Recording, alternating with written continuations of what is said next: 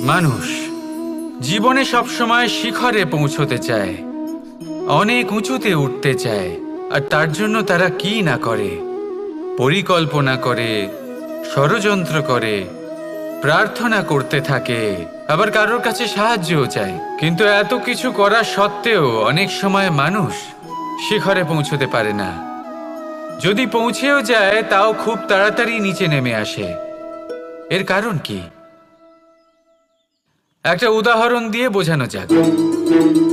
এই হলো ময়ূর পেখম, আর এই হলো পাথর। যদি এই পেখমকে হাওয়ায় ছুঁড়ে দিই তবে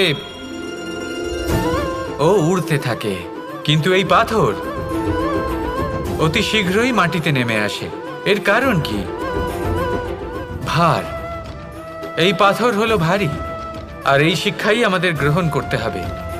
ঠিক এইভাবেই যদি আমাদের মন